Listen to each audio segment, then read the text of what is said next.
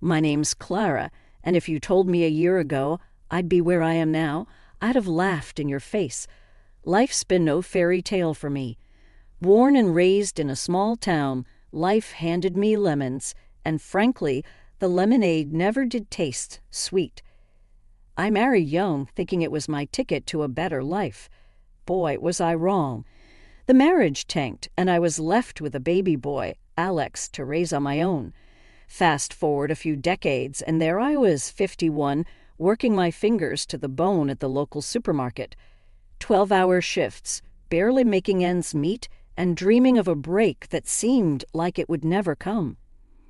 Then George walked into my life.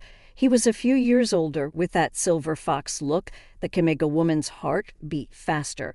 He started coming into the store regularly, always making a beeline for my checkout. We got to talking, and one thing led to another. "Clara, have you ever thought about a different life?"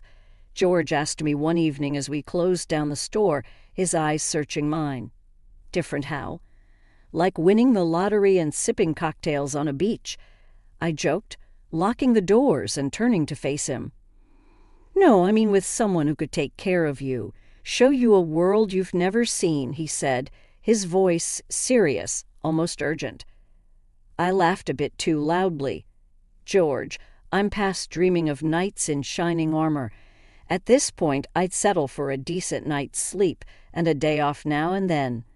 But George was persistent. He wooed me like no one ever had. Flowers, dinners out, and long talks about a future together. It was all so fast, so intense. Before I knew it, he was on one knee in that tiny, cramped apartment I called home, asking me to marry him. "Clara, marry me, and you won't have to worry about a thing. I'll take care of you. We'll move to my place in the city. It's big, comfortable. You deserve that and so much more," he said, his eyes gleaming with promises. I was swept off my feet. My heart screamed caution, but my lonely soul whispered, "Why not?" So I said yes. We married in a small ceremony, just a few friends and my son Alex, who looked at George like the father he never had. The day after the wedding, George said, "Pack up, Clara. Let's start our new life. I've got everything planned out." So I did. I sold my apartment, the only real asset I had, and gave George the money for our future, trying to ignore the nagging doubt in my gut. We arrived at his big, comfortable house, and that's when I met the first surprise of my new life. There, in what I thought was our new home, was a man I had never heard of before. He was in a wheelchair, silent, his eyes the only part of him that seemed alive. "Who's this?" I asked, my voice barely above a whisper. George didn't meet my eye. "That's my brother, Carl. He's been like this for years. Paralyzed, can't speak. I take care of him." "Your brother? Why didn't you tell me?" I could feel the anger rising, but there was also a deep sinking feeling of betrayal. "I didn't want to scare you off, and I thought we could take care of him together. It's not easy, but I've managed so far," George said, his voice taking on a pleading tone. I looked at Carl, then back at George. "You could have told me, George. We're supposed to be partners, remember?" I know, I'm sorry. It's just, I need you, Clara. We can make this work, can't we?"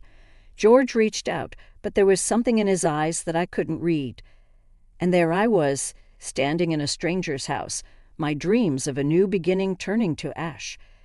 But I've always been a fighter, never one to back down from a challenge. So I rolled up my sleeves, ready to face whatever this new life threw at me. Little did I know this was just the tip of the iceberg. "All right, George, we'll make it work. But no more secrets, okay? We're in this together," I said, trying to sound more confident than I felt. George smiled, relief washing over his face. "Together," he echoed. But even then, I wondered what I had gotten myself into. Settling into George's house was like stepping into an alternate reality, one I hadn't signed up for. The big, comfortable house he boasted about was more like a full-time care facility, minus the staff. And Carl, the brother I hadn't known existed until we walked through the door, was now my responsibility too. The first few days were a blur of trying to figure out how to care for Carl, maintain the house, and adjust to a life I wasn't prepared for at all. "All right, George, how do we do this? You've got to show me the ropes here," I said one morning, finding George in the kitchen nursing a cup of coffee. The sunlight streamed in, casting shadows that seemed too stark for the early hour. George looked up, his eyes weary. "Clara, I know this is a lot. I should have prepared you better. Carl needs constant care, and I've been managing alone, but it's hard." "Managing? You call this managing?" I couldn't keep the edge out of my voice. "You've been hiding this from me. You think I'm just going to step in and play nurse." "Clara, please." George's voice was low, pleading. "I need your help. It's just until we figure something out. Carl's condition, it's not easy." I took a deep breath, trying to quell the rising tide of anger and betrayal.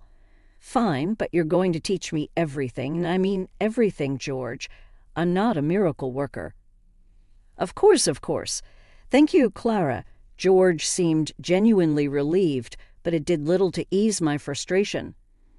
The following weeks were a crash course in caregiving that I never wanted. George showed me how to lift Carl, change him, and manage his medications. The tasks were daunting and the responsibility weighed heavily on me, part of a family I didn't choose, in a life that felt like a trap. As the days turned into weeks, I found myself adapting out of necessity. Carl, despite his condition, was a gentle soul. His eyes spoke volumes, and in them I saw gratitude and a kind of silent camaraderie. "Hey, Carl, how are we doing today?" I'd ask, trying to keep the mood light as I went about my tasks. Carl couldn't respond, but his eyes would follow me, and occasionally there'd be a flicker of something that looked like a smile. "It's just you and me, buddy," I'd say, half joking, half serious. The dynamic duo.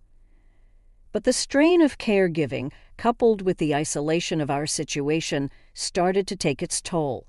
George was around less and less, claiming work demands, leaving me to manage the household and Carl's needs on my own.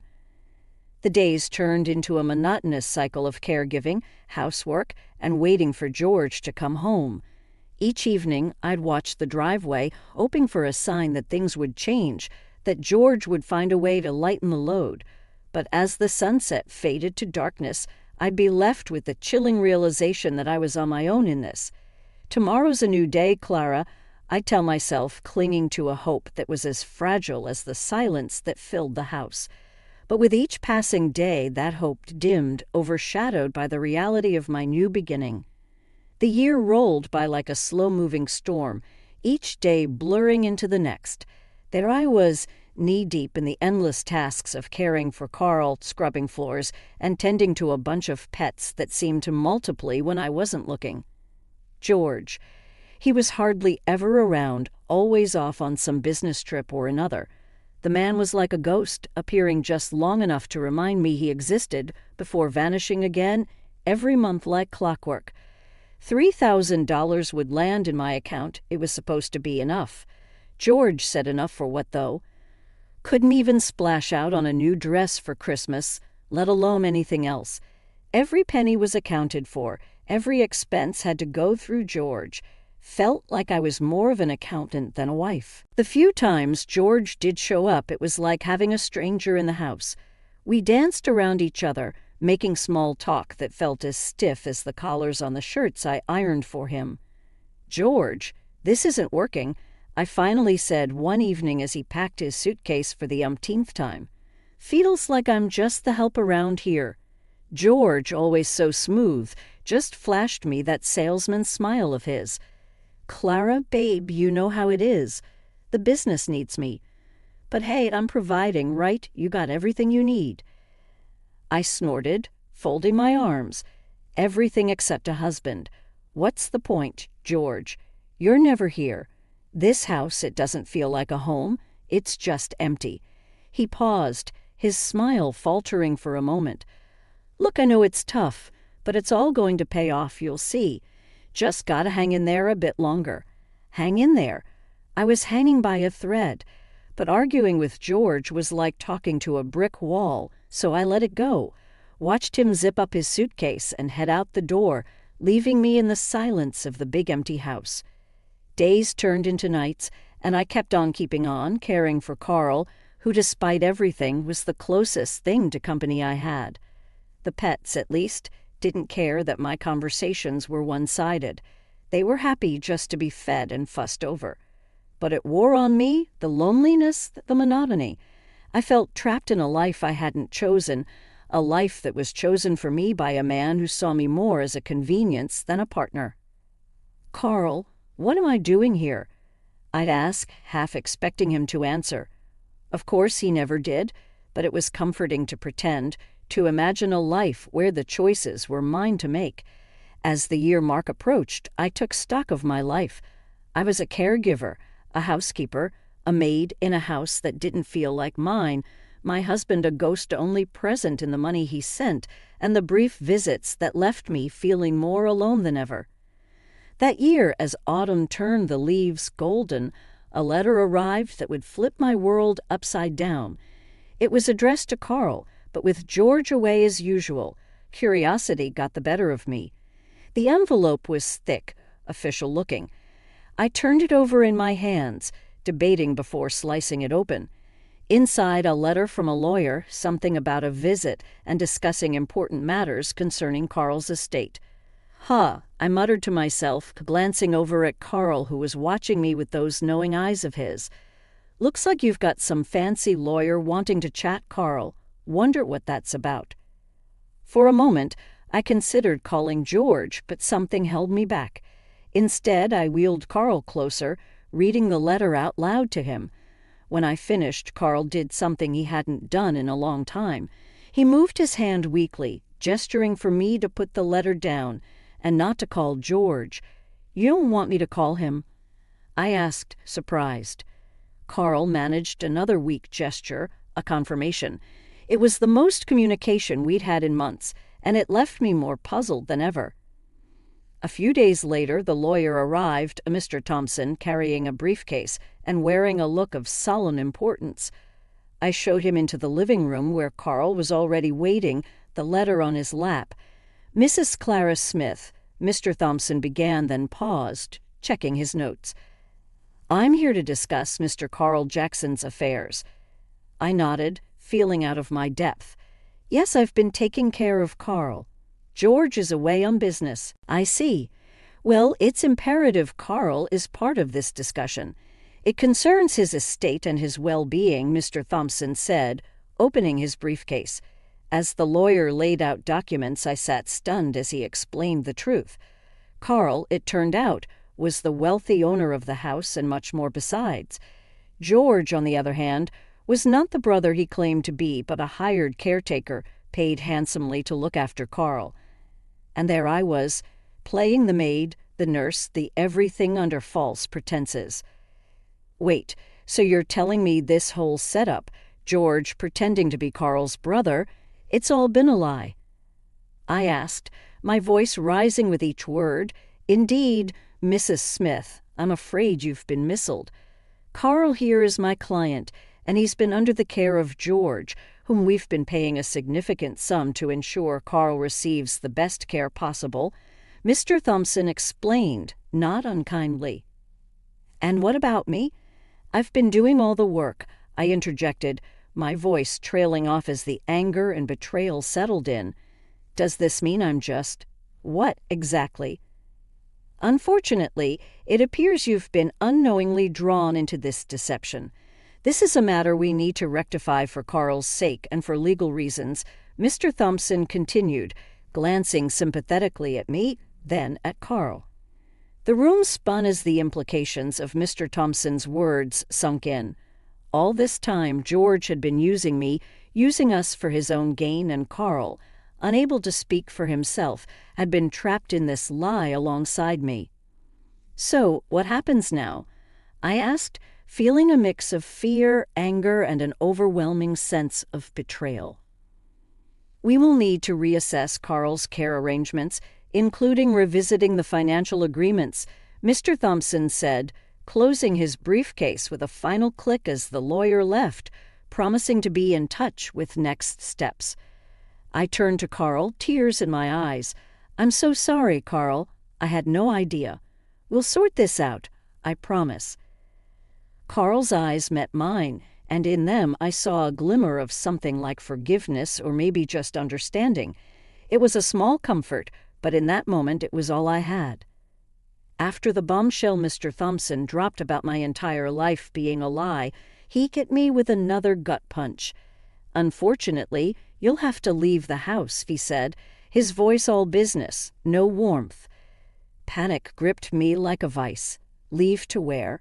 My apartment, my little bit of independence, was gone, sold because of George's sweet-talking lies. I gave in everything, and now I was about to be left with nothing. That night, I cried until the tears wouldn't come any more.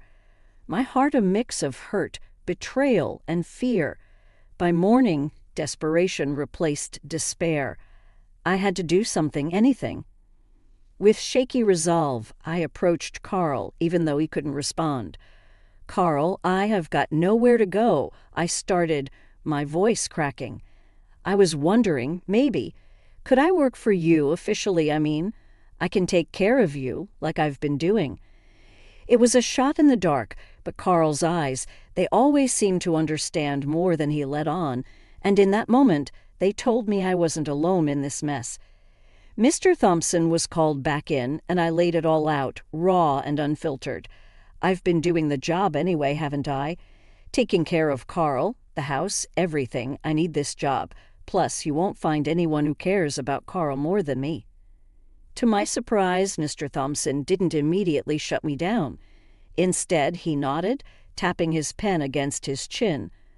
"Let's see what we can arrange. It's an unusual situation, but given the circumstances, it might be the best solution for Carl." The next few days were a whirlwind. Mr. Thompson worked with Carl's legal team to draft a new contract, this time with my name on it as Carl's official caregiver.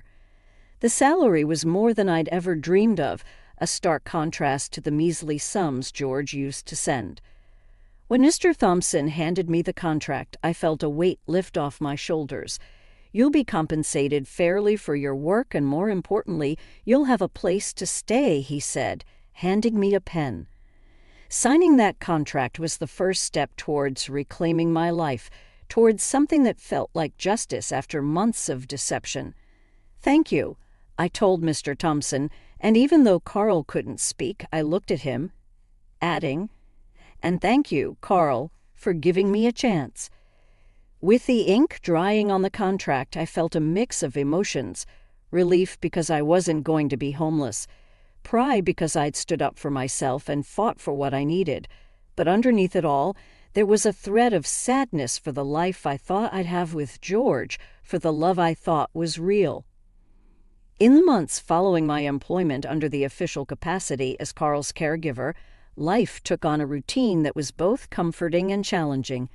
One morning, as I navigated the quiet halls of the large house, I found myself reflecting on the journey that had led me here. The weight of my pending divorce and the legal battle against George hung over me like a storm cloud. Yet within these walls, I found peace. "Good morning, Carl," I greeted, entering his room with a tray of breakfast. "How are we feeling today?" Carl's response, as always, was nonverbal, a slight nod and a glimmer of appreciation in his eyes. Over time, I'd learned to understand these subtle cues, the silent language that spoke volumes. As I busied myself with his care, I couldn't help but think about the impending court date. The thought of facing George, of recounting the web of lies and deceit he had woven, filled me with a mixture of dread and determination. The day of the trial arrived with a sense of finality. Standing outside the courtroom, Mr. Thompson at my side, I steeled myself for what was to come. "You ready for this?" Mr. Thompson asked, his voice steady and reassuring. "As ready as I'll ever be," I replied, drawing a deep breath. "It's time to close this chapter once and for all." The proceedings were a blur, a mix of legal jargon and cold, hard facts. When it was my turn to testify, I spoke with a clarity and strength I didn't know I possessed. I told the court about George's deception, about the life I was led to believe we would have together, and the reality of my role as an unwitting caretaker. In the end, justice was served. George was convicted of fraud, sentenced to several years behind bars. Walking out of that courtroom, I felt a weight lift off my shoulders, a sense of closure that had long eluded me. Life after the trial settled into a new normal. Carl and I continued our daily routines, the house filled with a quiet respect for the bond we shared. And then, just as I had begun to find my footing, Carl passed away. The news of Carl's death was a blow, a painful reminder of the transient nature of life. Yet in his passing, Carl left me a final gift, a gesture of immense generosity. The lawyer informed me that Carl had bequeathed his entire estate to me, a decision that left me stunned and humbly grateful. Sitting in the now quiet house, I realized the full extent of Carl's kindness. He had given me a chance to start anew, to build a life on my own terms. "You've really done it, Carl," I whispered, a mix of sadness and gratitude in my voice. "You've changed everything." As I navigated the challenges of running the shelter I'd founded, I found a sense of purpose that had been missing from my life. Each day brought new challenges, but also new joys. The laughter and barks of animals finding new homes, new beginnings. Life had a funny way of coming full circle, I mused, sitting in the grand living room of the house that once felt like a prison, but now was truly my home. The journey from despair to where I was now, rich not just in wealth, but in experiences, had been nothing short of a roller coaster. One day, as I was reviewing plans for an expansion of the animal shelter, a knock on the door pulled me from my thoughts. Expecting maybe a delivery or a neighbor, I opened the door to find a figure from my past, someone I thought I'd left behind for good, my ex-husband, George. "Clara, babe, look at you, living in luxury," he started, his eyes greedily taking in the foyer's opulence. "I've been thinking, about how I introduced you to all this. I reckon I'm entitled to a bit of the fortune, don't you think?" I couldn't help but laugh, a short, bitter sound. "Entitled? You've got some nerve showing up here, George, after everything. You really think you can waltz back into my life and demand money?" George shifted uncomfortably, his confidence waning under my gaze. "Come on, Clara. I was the one who brought you into Carl's life. Without me, you wouldn't have any of this." My laughter died, replaced by a steely calm. "Listen here, George. You brought nothing but lies and misery into my life. Everything I have now, I earned through my own hard work and Carl's generosity. You have no claim to any of it." He took a step forward, but I stood my ground. "I'm warning you, George. Leave now, or I'll call the police." For a moment it looked like he might argue further, but then the fight went out of him. With a sneer, he turned and walked away. True to my word, I watched him go and then shut the door firmly behind him. That was the last I ever saw or heard of George. Where he ended up, I didn't care to know. Standing up for myself against George was a turning point. It was the moment I truly felt I had taken control of my life, a stark contrast to the woman I was when I first met him. Now I was using my resources to give back, to offer a second chance to animals in need, much like the second chance I'd been given. Life was good. My son had recently married, and I was about to become a grandmother, a new chapter. I couldn't wait to start. The animal shelter was thriving, a testament to the unexpected path my life had taken. Reflecting on my journey, I felt a deep sense of pride. From the ashes of my old life, I'd built something meaningful, something lasting. I had found happiness not just in the wealth and comfort that surrounded me, but in the knowledge that I was making a difference, both in the lives of animals and in the community around me.